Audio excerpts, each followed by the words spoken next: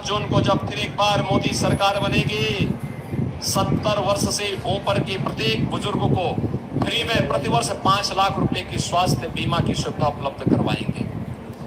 5 लाख रुपए तक का उपचार कोई भी बुजुर्ग कहीं भी जाके करा सकता है देश में। मोदी जी ने कहा जितने गरीब बच्चे होंगे जिनके पास आवास नहीं होगा उसको भी एक एक आवास देंगे। अब याद करिए, एक तरफ मोदी जी के नेतृत्व में विकास भी है, गरीब कल्याण भी है, सम्मान भी है, सुरक्षा भी है, अयोध्या में राम मंदिर का निर्माण भी है और काशी में काशी विश्वनाथ धाम भी आप जाकर के देखिए। बहनों, आस्था का भी सम्मान है, विरासत भी है तो विकास भी है।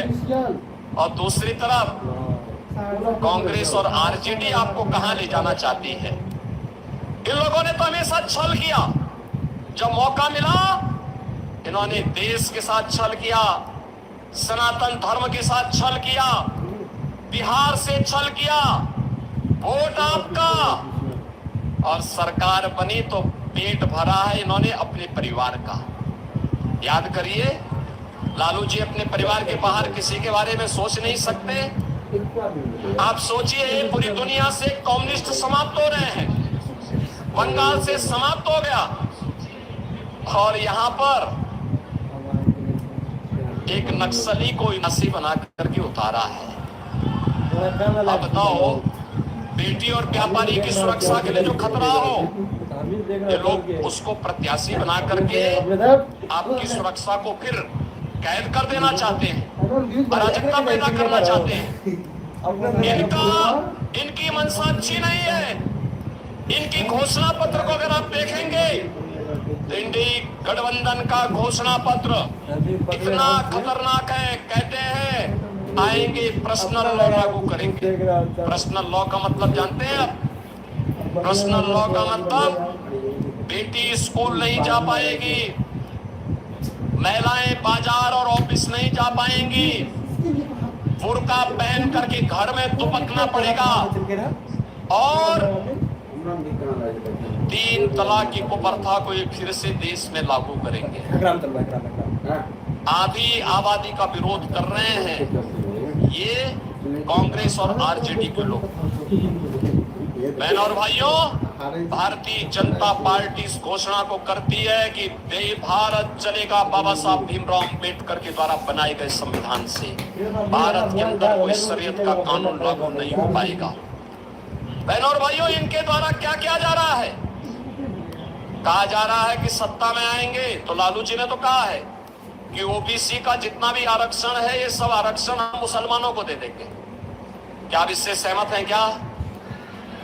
क्या हिंदुओं का आरक्षण काट करके अनुसूचित जाति, पिछड़ी जाति, अनुसूचित जनजाति का आरक्षण काट करके आप किसी को दे देंगे क्या?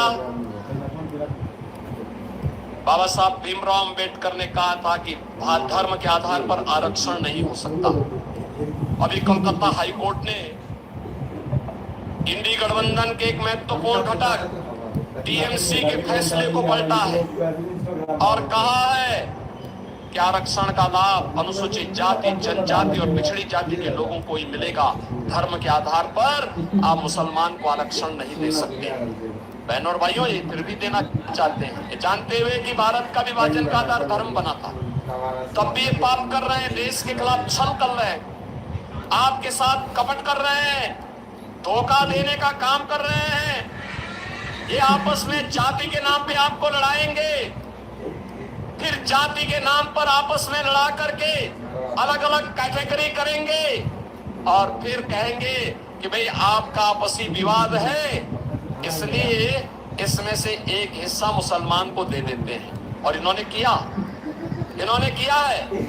कांग्रेस ने कर्नाटक में मुसलमानों की कुछ जातियों को ओबीसी में शामिल करके ओबीसी का आरक्षण मुसलमानों को दे दिया है। आंध्र प्रदेश में कांग्रेस की जब सरकार थी उसने किया।